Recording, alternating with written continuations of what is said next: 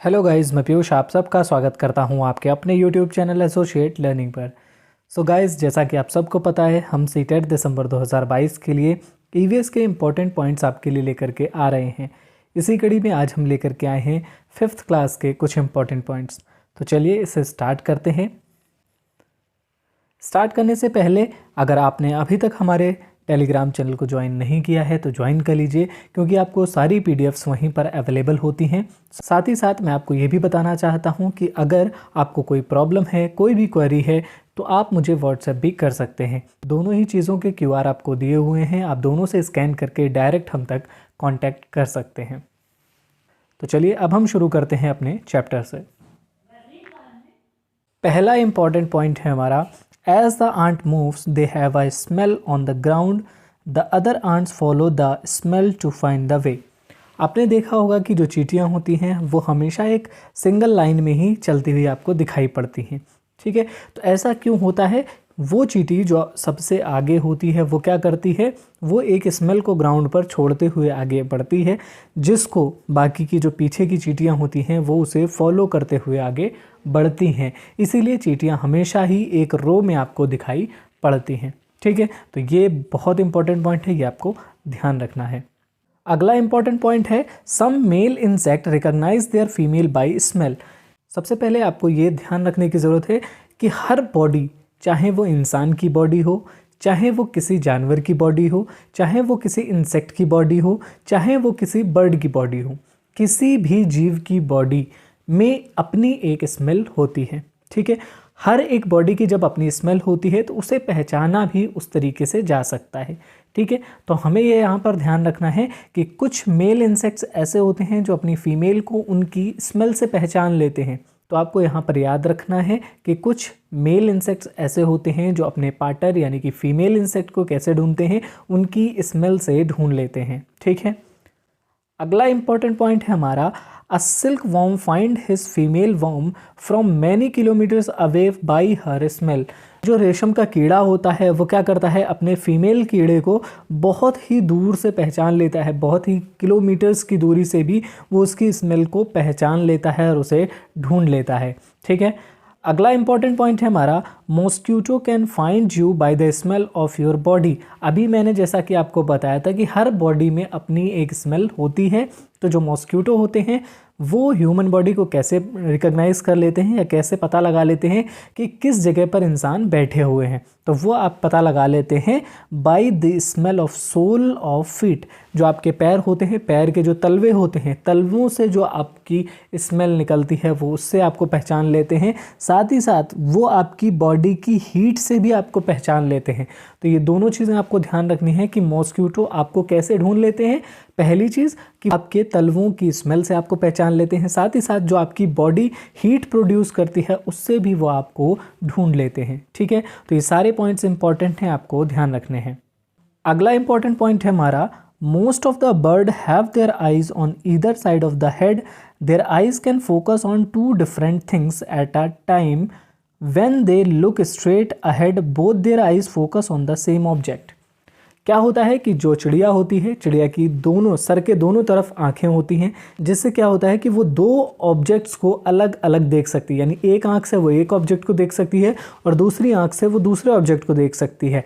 लेकिन जब चिड़िया सीधे देखती है तब वो दोनों आंखों का फोकस एक चीज़ पर रखती है। तो ये आपको ध्यान रखना है कि जो चिड़िया होती है, चिड़िया दोनों आंखों से दो अलग अलग ऑब्जेक्ट्स को देख सकती है। अगर हम बात करें इंसानों की, तो इंसान क्या करते हैं, अगर एक ही ऑब्जेक्ट पर वो अपनी दोनों आइज़ का फोकस नहीं रखते तो वो उस ऑब्जेक्ट को ठीक से नहीं देख सकते। लेकिन जो चिड़िया होती है वो क्या करती है, दोनों ही चीज़ों को देख सकती है। ठीक है, अगला इंपॉर्टेंट पॉइंट है हमारा, most bird eyes are fixed and can not move.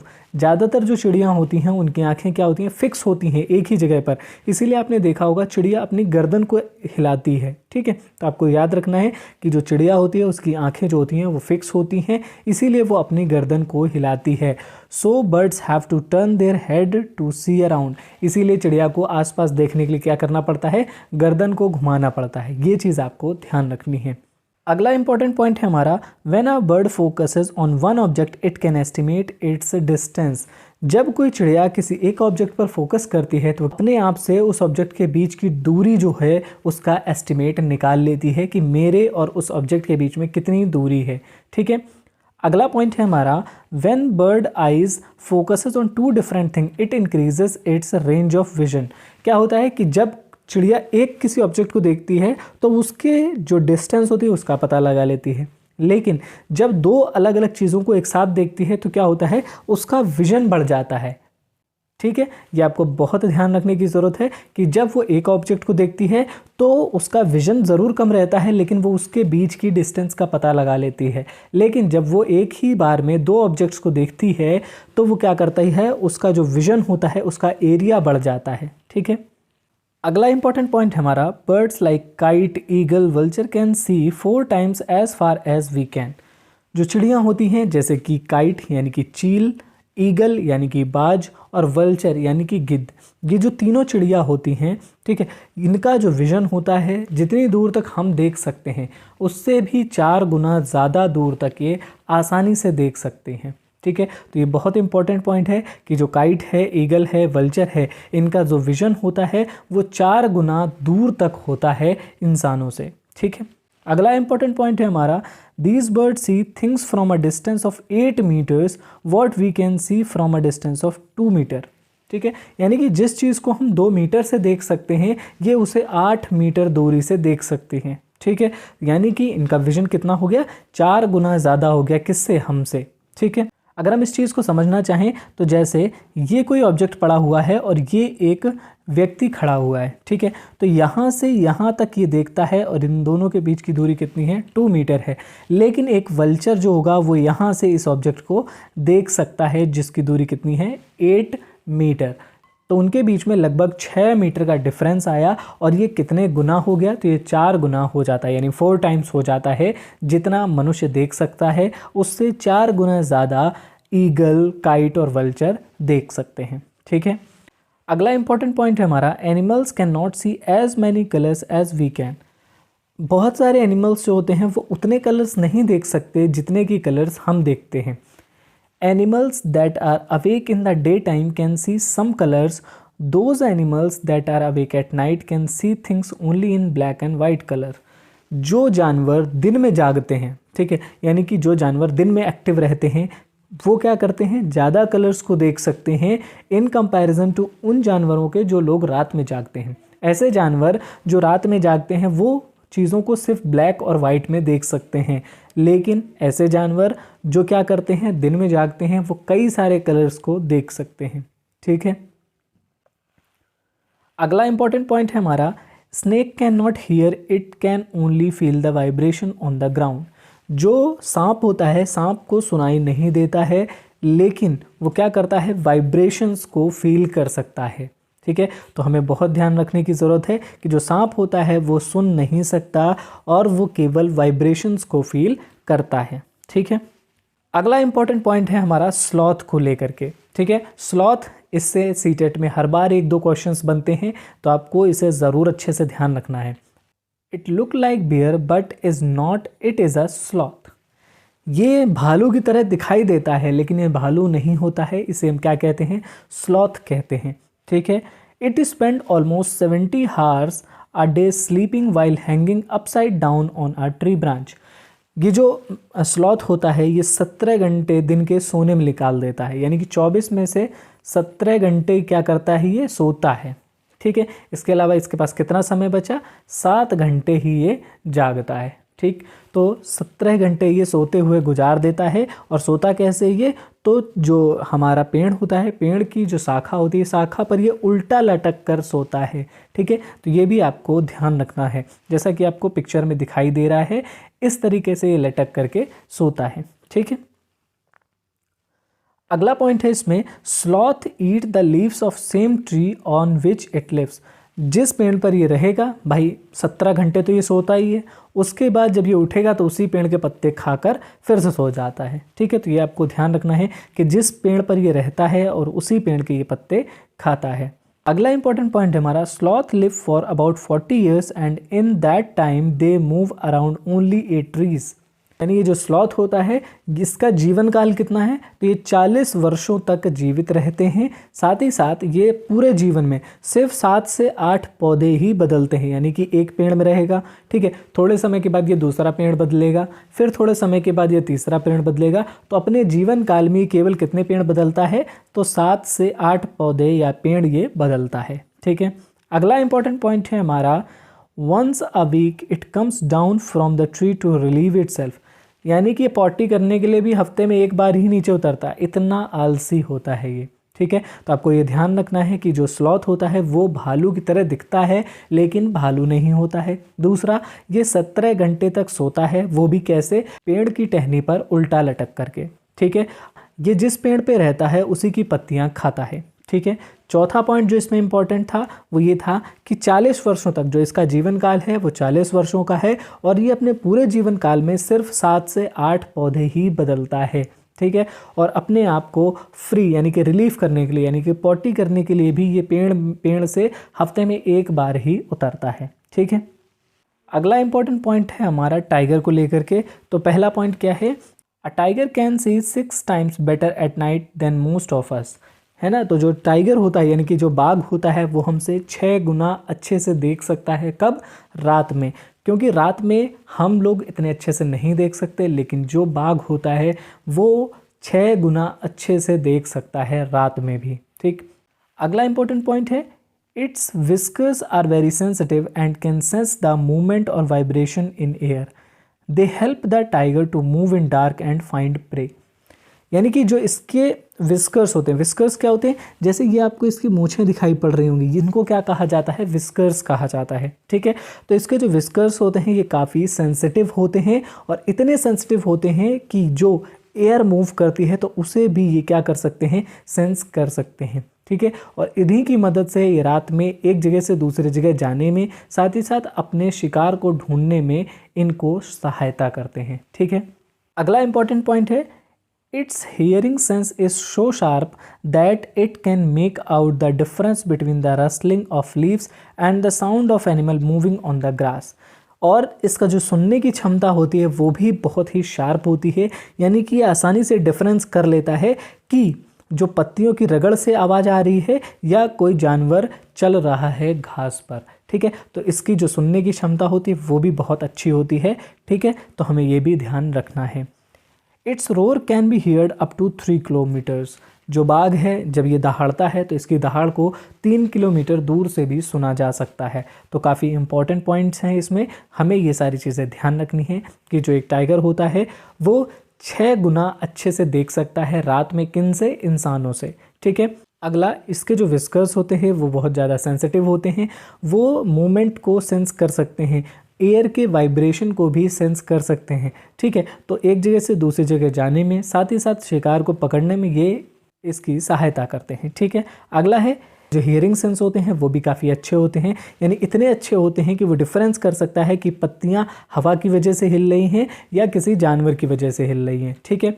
अगला जो पॉइंट है इसमें, इसकी जो दहाड़ है उसको हम 3 किलोमीटर दूर से भी सुन सकते हैं, ठीक है।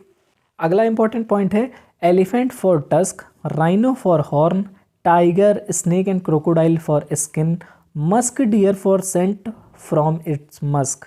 ये जितने भी जानवरों के नाम दिए हुए हैं, जैसे कि एलिफेंट को मारा जाता है, यानी कि इनका शिकार किया जाता है किसके लिए, इसके टस्क के लिए। टस्क क्या होता है, हाथी के वो दांत जो बाहर निकल आते हैं, ठीक है, उनको कहते हैं टस्क। और ये जो टस्क होता है इसका इस्तेमाल कहाँ पर किया जाता है, ऑर्नामेंट्स बनाने में इसका इस्तेमाल किया जाता है, यानी कि आभूषण बनाने में इसका इस्तेमाल किया जाता है, और इसी वजह से हाथियों का शिकार भी किया जाता है, ठीक है। अगला जो पॉइंट था वो था राइनो फॉर हॉर्न। जो राइनो होते हैं उनको उनकी सींग के लिए मारा जाता है, ठीक है। अगला पॉइंट क्या था, टाइगर, स्नेक एंड क्रोकोडाइल, इन तीनों को इनकी खाल के लिए मारा जाता है, स्किन के लिए इन्हें मारा जाता है, ठीक है। अगला जो पॉइंट है वो है मस्क डियर, ठीक है। कस्तूरी मृग, कस्तूरी मृग को क्यों मारा जाता है, इसकी कस्तूरी के लिए इसे मारा जाता है। तो ये आपको बहुत ध्यान रखना है कि किस जानवर को उसके किस फीचर के लिए मारा जाता है, यानी कि उनका शिकार किया जाता है। एलिफेंट का शिकार टस्क के लिए किया जाता है, राइनो का शिकार हॉर्न के लिए किया जाता है, यानी कि सींग के लिए किया जाता है, टाइगर, स्नेक और क्रोकोडाइल को स्किन के लिए मारा जाता है, और जो हमारा मस्क डियर यानी कस्तूरी मृग होता है उसको कस्तूरी के लिए मारा जाता है या उसका शिकार किया जाता है। ठीक है, अगला इंपॉर्टेंट पॉइंट है जिम कॉर्बेट नेशनल पार्क। ये कहाँ पर है? उत्तराखंड में है और इसकी स्थापना कब हुई थी? 1936 में। ठीक है, भारत का पहला नेशनल पार्क है ये। कौन सा? जिम कॉर्बेट नेशनल पार्क के 1936 में खोला गया था। ठीक है, अगला इंपॉर्टेंट पॉइंट है घाना नेशनल पार्क कहाँ पर है? भरतपुर राजस्थान में है। और ये किस लिए फेमस है? तो ये साइबेरियन सारस के लिए प्रसिद्ध है। साइबेरियन क्रेन जो होती है उसके लिए घाना नेशनल पार्क जाना जाता है। तो जितने भी इसमें पॉइंट दिए हुए हैं बस यही सारे पॉइंट इंपॉर्टेंट है। किसके लिए? सीटेट के लिए। आपको बस इतने ही पॉइंट्स को याद करना है। ठीक है, अगला इंपॉर्टेंट पॉइंट है हमारा नाग गुम्फा।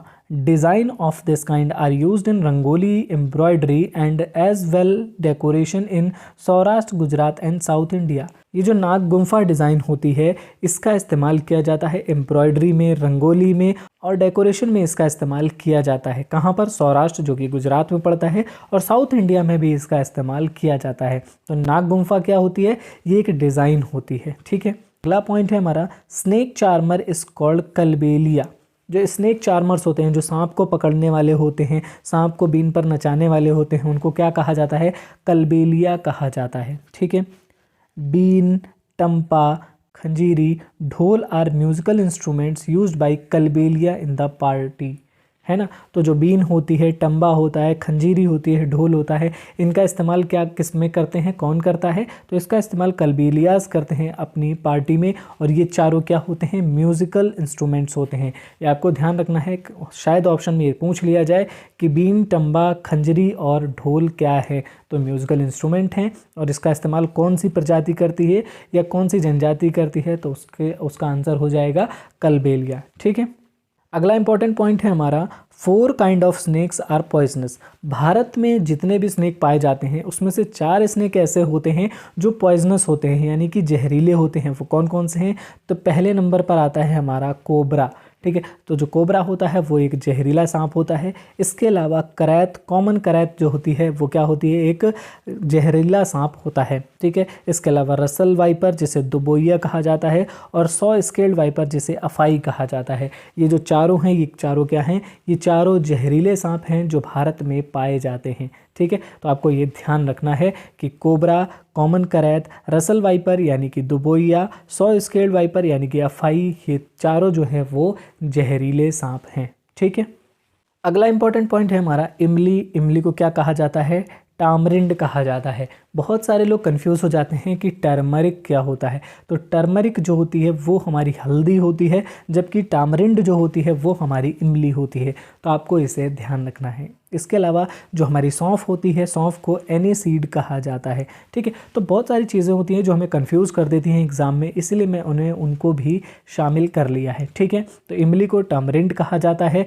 ठीक है, टर्मरिक किसे कहा जाता है? हल्दी को कहा जाता है। और सौंफ को एनीसीड कहा जाता है। ठीक, तो ये आपको ध्यान रखना है। अगला पॉइंट है हमारा सोल्जर नेम मार्टिन। एक चैप्टर है एनसीईआरटी में जिसमें हमें एक सोल्जर की स्टोरी दी हुई है जिसका नाम क्या होता है? मार्टिन नाम होता है। ठीक है, तो ये बहुत ज़्यादा इंपॉर्टेंट क्वेश्चन नहीं है, लेकिन शायद अगर कभी पूछ ले कि सोल्जर का नेम क्या था तो आपको ध्यान रखना है कि सोल्जर का नेम क्या था? मार्टिन था। ठीक है, अगला इंपॉर्टेंट पॉइंट है डॉक्टर का नेम क्या था? बाउमोंट। ठीक है, तो जो स्टोरी है वो इस तरीके से है कि जो एक सोल्जर होता है वो किसी युद्ध में जाता है, घायल हो जाता है और घायल होकर के डॉक्टर के पास आता है जिसका नाम होता है बाउमोंट।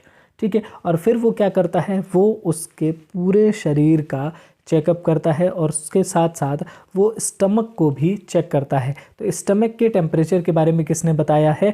बाउमोंट ने बताया है। साथ ही टेम्परेचर कितना होता है हमारे स्टमक का? तो वो होता है 30 डिग्री सेल्सियस। ठीक है, तो ये आपको ध्यान रखना है। अगला पॉइंट है हमारा most rice grow in Kalahandi district उन उड़ीसा।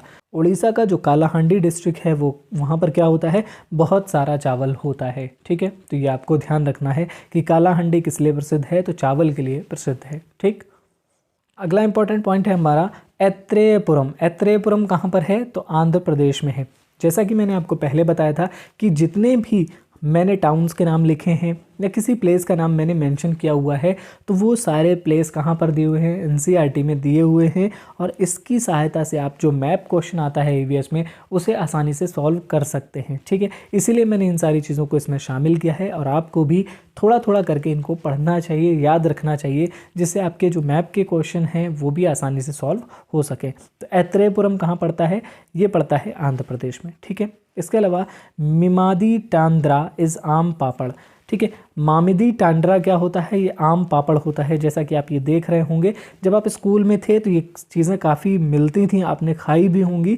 तो ये आम का क्या होता है, आम रस टाइप का होता है। आम रस पहले बनाया जाता है, फिर उसको स्लाइसेस में काट लिया जाता है, उसके छोटे छोटे पीस बना लिए जाते हैं और पतला सा होता है, इसीलिए आम पापड़ इसे कहा जाता है। ठीक है, इसे मामिदी टांड्रा कहा जाता है, ये आपको ध्यान रखना है। ठीक है, अगला इंपॉर्टेंट पॉइंट है how we can preserve following things.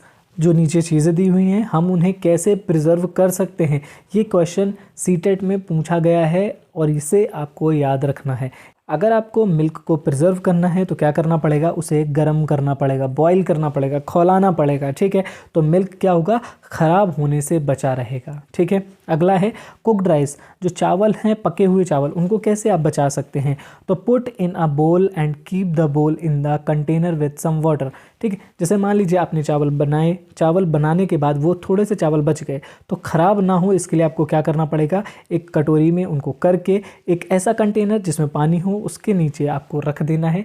इससे क्या होगा, इससे आपके जो चावल हैं वो ख़राब होने से बचे रहेंगे। ठीक है, अगला इंपॉर्टेंट पॉइंट है ओनियन और गार्लिक को आप कैसे बचा सकते हैं, तो keep it in a dry and open place. सूखे स्थान पर रखें जो खुला हुआ हो, वहाँ पर क्या होगा, हमारा जो प्याज होगा, ठीक है, और जो अदरक होगी वो क्या होगी, ख़राब नहीं होगी। सूखा स्थान होना चाहिए, गीला स्थान नहीं होना चाहिए। ठीक है, अगला पॉइंट है ग्रीन कोरिएंडर, यानी धनिया, हरा धनिया है हमारा, उसे हम कैसे बचा सकते हैं, तो उसे हम कपड़े में क्या कर सकते हैं, लपेट के रख सकते हैं, जिससे वो ख़राब नहीं होगा। ठीक है, तो ये भी चारों चीज़ें आती हैं, किस लिए आती हैं, ये मैच करने को आती हैं और ऑप्शंस नीचे दिए रहते हैं, तो इसे भी आपको याद रखना है। ऐसा नहीं कि मैंने कुछ भी लिख दिया है, ये सारी चीज़ें सीटेट में पूछी गई हैं और इस बार भी पूछी जाएंगी, इसलिए आपको इसे ध्यान रखना है। ठीक है, अगला पॉइंट है हमारा sprouting time of seeds may vary according to the temperature and humidity of the weather. जो कोई भी बीज होता है, बीज वो कब प्रस्फुटित होगा, ठीक है, वो बीज कब पौधे में कन्वर्ट होगा, वो उसका कब प्रस्फुटन होगा, ये किस चीज़ पर डिपेंड करता है, तो ये टेम्परेचर और ह्यूमिडिटी पर डिपेंड करता है जिस जगह पर वो बीज है। ठीक है, जैसे आपने देखा होगा जो गेहूं होता है, ठीक है, जब उसको क्या किया जाता है, बोरियों में रख लिया जाता है, तो उसमें कभी भी क्या होता है, वो बीज स्प्राउट नहीं होते, है ना। लेकिन जब हम उसे क्या करते हैं, मिट्टी में रख देते हैं, थोड़ा पानी डालते हैं, थोड़ी धूप लगने देते हैं, तो वो क्या करता है, अपने ही आप बीज से पौधा निकलना शुरू हो जाता है। तो क्या होता है, हर एक बीज को फेवरेबल कंडीशंस चाहिए फूलने के लिए, उससे पौधा निकलने के लिए। ठीक है, तो आपको ये ध्यान रखना है कि हर पौधे का टेम्परेचर और कंडीशन, ह्यूमिडिटी कंडीशन अलग अलग होती है। ठीक है, कोई आसानी से निकल आता है, किसी को और ज़्यादा टेम्परेचर की ज़रूरत होती है। ठीक, अगला इंपॉर्टेंट पॉइंट है हमारा फेनुग्रीक। फेनुग्रीक क्या होता है, फेनुग्रीक कहते हैं मेथी को, जो हमारी मेथी होती है, मेथी को हम फेनुग्रीक कहते हैं। इसके अलावा सीसेम, सीसेम किसे कहते हैं, तिल को, जो हमारे तिल होते हैं, आप सभी ने तिल के लड्डू खाए होंगे, तो उसमें जो तिल होता है तो तिल को क्या कहते हैं, सीसेम कहते हैं। ठीक, तो ये आपको सब याद रखना है। अगला इंपॉर्टेंट पॉइंट है हमारा some plants which trap and eat frog, insect and even माइस।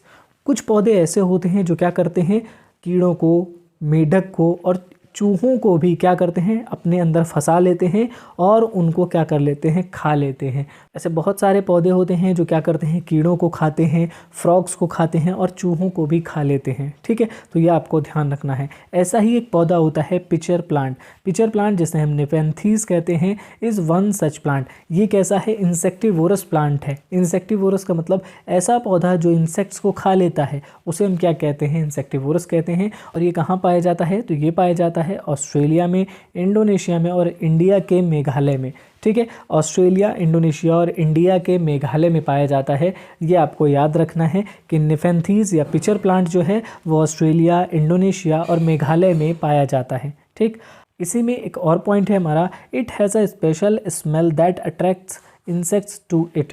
ठीक है, अब ऐसा तो होगा नहीं कि कोई कीड़ा अपने आप ही अपनी जान देना चाहता है, ऐसा नहीं होता। तो क्या होता है कि ये जो पिचर प्लांट होता है, इसके जो फ्लावर्स निकलते हैं उन फ्लावर्स में बहुत ही अच्छी स्मेल आती है, जो क्या करती है, इंसेक्ट्स को अट्रैक्ट करती है। ठीक है, और जब इंसेक्ट इनकी तरफ अट्रैक्ट होते हैं तो इंसेक्ट के साथ में मेढक भी इनकी तरफ अट्रैक्ट होते हैं, क्योंकि ये जो पौधा होता है वो इंसेक्ट को अट्रैक्ट करता है, और जो इंसेक्ट होते हैं वो किसे अट्रैक्ट करते हैं, फ्रॉग्स को अट्रैक्ट करते हैं। तो इसकी वजह से क्या होता है, इन पौधों को कीड़े और साथ ही साथ जो है फ्रॉग वो आसानी से खाने को मिल जाते हैं। ठीक है, किस वजह से, क्योंकि इनकी स्मेल अच्छी होती है, जिसकी वजह से कीड़े अपने आप आ जाते हैं और उन कीड़ों को फॉलो करते करते मेढक भी आ जाते हैं। ठीक, तो ये आपको ध्यान रखना है।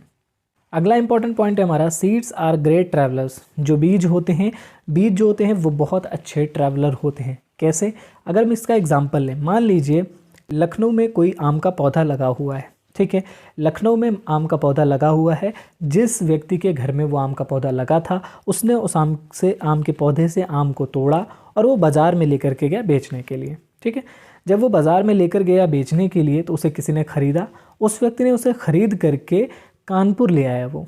ठीक, वो व्यक्ति वो आम खरीद करके कहाँ ले आया, कानपुर। तो जो पौधा कहाँ पर था, लखनऊ में था, उसका आम कहाँ आ गया, वो आ गया कानपुर।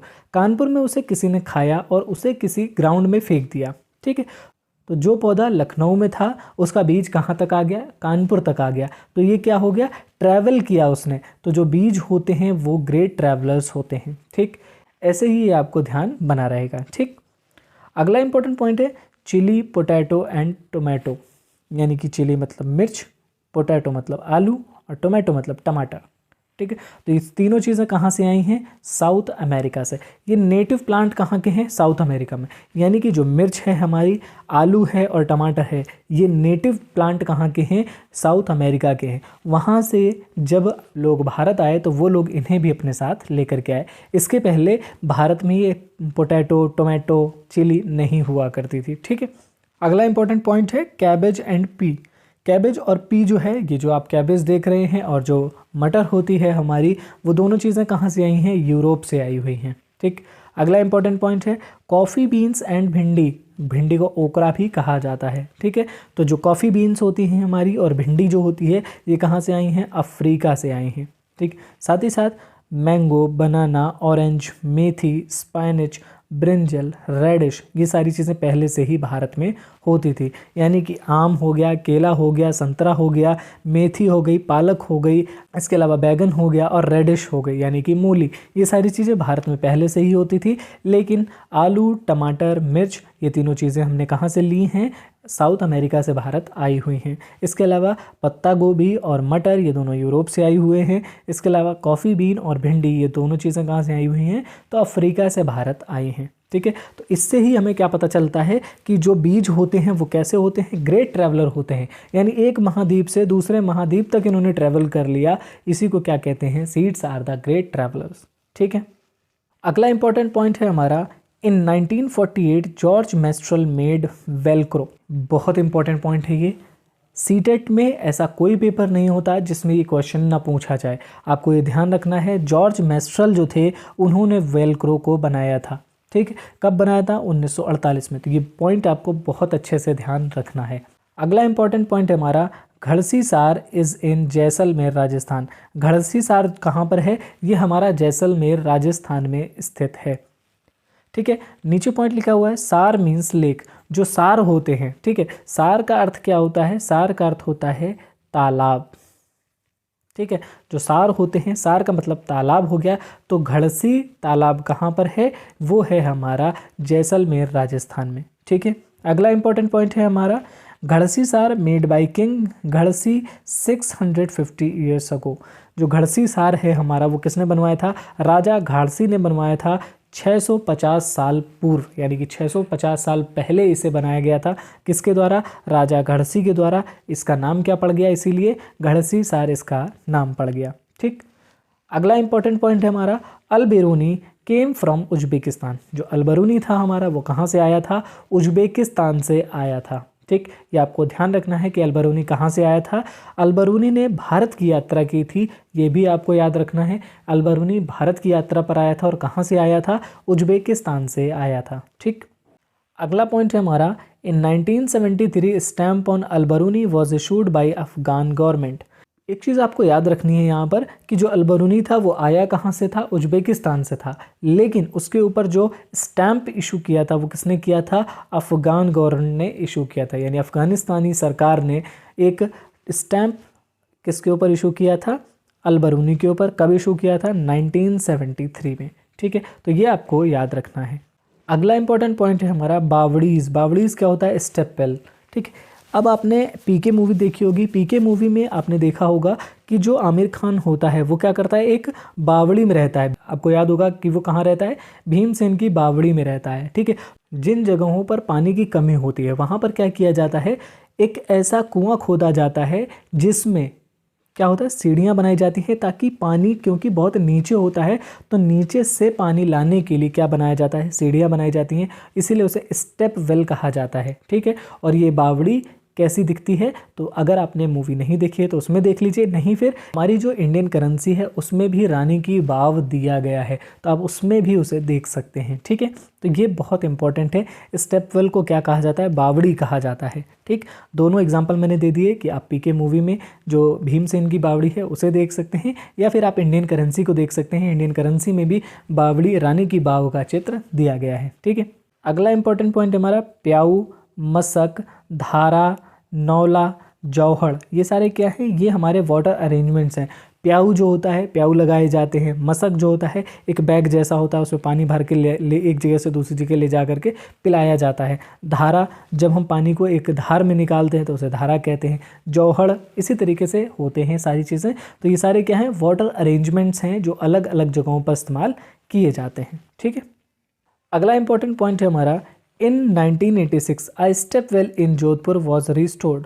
ठीक, 1986 में एक स्टेप वेल का मतलब बावड़ी को रिस्टोर किया गया था। कहाँ पर, जोधपुर में। ये आपको याद रखना है। ठीक, अगला इंपॉर्टेंट पॉइंट है जल बोर्ड। जल बोर्ड की जो पर्ची होती है, ये रही जल बोर्ड की पर्ची। इस जल बोर्ड की पर्ची में क्या क्या होता है तो वो देखते हैं। ठीक है, नेम ऑफ कंज्यूमर, यानी कि जो भी कंज्यूमर है उसका नाम दिया होता है, यानी कि उपभोक्ता जो भी इस पानी को ले रहा है, ठीक है, उसका इसमें नाम लिखा होता है, उसका एड्रेस दिया होता है। इसमें डेट, जिस डेट को इसे इशू किया जाता है वो लिखी होती है, और साथ ही साथ अमाउंट, कितना पानी आपने इस्तेमाल किया एक महीने में, उसका कितना बिल आया वो इसमें लिखा हुआ होता है। ठीक है, तो ये आपको ध्यान रखना है। ठीक, अगला इंपॉर्टेंट पॉइंट है हमारा तरुण भारत संघ। तरुण भारत संघ क्या है, तो ये एक एनजीओ है। ठीक, बहुत इंपॉर्टेंट पॉइंट है कि तरुण भारत संघ क्या है, तो ये एक एनजीओ है। इसके अलावा अगला पॉइंट है हमारा, Darki Mai lived in Alwar district of Rajasthan was help by Tarun Bharat Sangh. ठीक है, राजस्थान के अलवर ज़िले की रहने वाली थी कौन, डरकी माई। और डरकी माई की मदद किसने की थी, तो इनकी मदद की थी तरुण भारत संघ ने। तरुण भारत संघ क्या है, एक एनजीओ है। ठीक, तो ये सारे पॉइंट्स इंपॉर्टेंट हैं, आपको इन्हें ध्यान रखना है। अगला हम देखते हैं कि Dead Sea is the saltiest sea in the world. जो हमारा मृत सागर है, मृत सागर का मतलब ये नहीं है कि वो मरा हुआ है, मृत सागर उसका नाम है, लेकिन उसमें पानी रहता है। तो मृत सागर में पानी जो है वो इतना सॉल्टिएस्ट है, बहुत ज़्यादा सॉल्टिएस्ट पानी है। ठीक है, इतना ज़्यादा सॉल्ट है उसमें कि अगर 1 लीटर आप पानी लेते हैं तो 300 ग्राम उसमें नमक होता है। ठीक, 1 लीटर पानी अगर आप डेड सी से निकालते हैं तो उसमें 300 ग्राम क्या है, नमक है। यानी आप समझ सकते हैं कितना सॉल्टिएस्ट है। ठीक है, अगला इंपॉर्टेंट पॉइंट हमारा, दांडी मार्च टुक प्लेस इन 1930। जो हमारी दांडी मार्च है वो कब हुई थी, 1930 में हुई थी। 2 मार्च से लेकर के 6 अप्रैल के बीच में हुई थी। अगला पॉइंट है, it started from Ahmedabad to Dandi sea shore in Gujarat. कहाँ से स्टार्ट हुई, गांधी जी ने अपने आश्रम साबरमती अहमदाबाद से इसे स्टार्ट किया था, और ये कहाँ पर ख़त्म हुई थी, जा करके दांडी में ख़त्म हुई थी। ठीक है, दांडी क्या है, एक समुद्र का किनारा पड़ता है, वहीं पर जगह पड़ती है जिसका नाम है दांडी। तो ये यात्रा अहमदाबाद से शुरू हुई और कहाँ जा करके ख़त्म हुई, दांडी में ये ख़त्म हुई थी, इसीलिए इसे दांडी मार्च कहा जाता है। ठीक, अगला इंपॉर्टेंट पॉइंट है एल्गी। एल्गी क्या होता है, a kind of plant. Algae क्या है, अ काइंड ऑफ प्लांट है, बहुत ही सूक्ष्म पौधे होते हैं ये। ठीक है, तो ये आपको ध्यान रखना है। अगला इंपॉर्टेंट पॉइंट है हमारा, malaria spread through female anopheles. ये आपको पता ही होगा पहले से ही कि मलेरिया जो होता है वो मादा मच्छरों से फैलता है, मादा एनोफिलीज मच्छर से ये मलेरिया फैलता है। ठीक है, अगला इंपॉर्टेंट पॉइंट है, the dried and powdered bark of cinchona. जो हमारा सिनकोना पौधा होता है, सिनकोना पौधे की जो छाल होती है उसे सुखा करके उसका पाउडर जब बना लिया जाता है तो उसका इस्तेमाल मेडिसिन के तौर पर होता है, किस में, मलेरिया में। ठीक है, तो अगर कोई व्यक्ति जिसे मलेरिया से पीड़ित हो जाता है तो उसे सिनकोना की छाल से बनाया हुआ पाउडर क्या किया जाता है, दिया जाता है, जिससे मलेरिया रिकवर हो जाता है। ठीक है, अगला इंपॉर्टेंट पॉइंट है हमारा अनीमिया। अनीमिया क्या होता है? अनीमिया का मतलब होता है लेस हीमोग्लोबिन। ठीक, अनीमिया जो होता है, अनीमिया किसकी वजह से होता है? जब हमारी बॉडी में हीमोग्लोबिन की कमी हो जाती है तो उसकी वजह से एक बीमारी जन्म लेती है जिसे हम कहते हैं अनीमिया। ठीक है, अगला इंपॉर्टेंट पॉइंट है इसी में कि जैगरी यानी कि गुड़, आंवला और ग्रीन लीव्स, ये वेजिटेबल्स फॉर हीमोग्लोबिन। हमारी बॉडी में जो हीमोग्लोबिन कम हो जाता है उसको बढ़ाने के लिए आप क्या कर सकते हैं? 3 चीज़ों का सेवन कर सकते हैं। पहली है हमारी गुड़, दूसरा है हमारा आंवला और तीसरी है ग्रीन लीफी वेजिटेबल्स। ठीक है, इन तीनों चीज़ों का आप सेवन करेंगे तो हीमोग्लोबिन की मात्रा आपके ब्लड में बढ़ जाएगी और आप अनीमिया से रिकवर कर सकते हैं। ठीक है, अगला इंपॉर्टेंट पॉइंट है हमारा डिजीजेस स्प्रेड बाय मॉस्किटो। ऐसी बीमारियां जो मच्छरों के द्वारा फैलती हैं। पहली है हमारी मलेरिया, दूसरी है डेंगू और तीसरी है चिकनगुनिया। ठीक है, तो ये तीनों चीज़ें आपको याद रखनी है कि मलेरिया, डेंगू और चिकनगुनिया, ये तीनों बीमारियां कैसे फैलती हैं? ये तीनों बीमारियां मच्छरों के द्वारा फैलाई जाती हैं। ठीक है, आपको ये चीज़ ध्यान रखनी है कि इस स्लाइड में जितने भी पॉइंट दिए हुए हैं वो सारे इंपॉर्टेंट हैं, इन सभी से क्वेश्चन बन चुका है। ठीक, अगला इंपॉर्टेंट पॉइंट है हमारा मलेरिया। जो मलेरिया होता है वो फीमेल एनोफिलीज से होता है, जैसा कि अभी हमने पढ़ा था। ठीक है, और इसका जो पैरासाइट होता है, जिस पैरासाइट की वजह से ये होता है, वो होता है प्लाज्मोडियम। प्लाज्मोडियम पैरासाइट की वजह से ये होता है। ठीक है, यानी कि जो मादा मच्छर होती है एनोफिलीज, वो हमारी बॉडी में प्लाज्मोडियम नामक पैरासाइट छोड़ जाती है। उसी प्लाज्मोडियम पैरासाइट की वजह से हमें मलेरिया हो जाता है। ठीक है, तो ये जो फीमेल एनोफिलीज है ये क्या होती है? ये इसकी वाहक होती है। ठीक है, तो ये आपको ध्यान रखने की ज़रूरत है। अगला इंपॉर्टेंट पॉइंट है हमारा डेंगू। डेंगू एंडीज मच्छर से होता है और ये जो होता है ये वायरस के थ्रू होता है। ठीक है, डेंगू जो होता है वो हमें वायरस के कारण होता है, जबकि जो मलेरिया होता है वो प्लाज्मोडियम पैरासाइट की वजह से होता है। ठीक, अगला इंपॉर्टेंट पॉइंट है Ronald Ross was the scientist who found out that mosquito spread malaria. Ronald Ross जो थे ये पहले साइंटिस्ट थे जिन्होंने ये पता लगाया कि जो मलेरिया है वो किससे फैलता है? मच्छरों के द्वारा फैलता है। He got Nobel prize for medicine in 1902। 1902 में इस खोज के लिए इन्हें क्या दिया गया? नोबेल प्राइज़ दिया गया। काहे का? मेडिसिन का। ठीक है, तो ये आपको ध्यान रखना है कि रोनाल्ड रॉस ने पता लगाया था कि मच्छरों के द्वारा मलेरिया फैलता है और इसी की वजह से इन्हें नोबेल प्राइज़ दिया गया था। कब? 1902 में। अगला इंपॉर्टेंट पॉइंट है हमारा मलेरिया मीन्स बैड एयर। जो मलेरिया होती है उसका अर्थ क्या होता है? बैड एयर होता है। जैसे आपने माल न्यूट्रिशन पढ़ा होगा तो माल का मतलब होता है बुरा। ठीक है, उसी तरीके से यहाँ पर माल का अर्थ क्या है? बुरा, यानी कि बुरी हवा। मलेरिया का मतलब क्या हो गया? बुरी एयर। बैड एयर से सेंस इसका जाता है। ठीक है, तो ये आपको याद रखना है।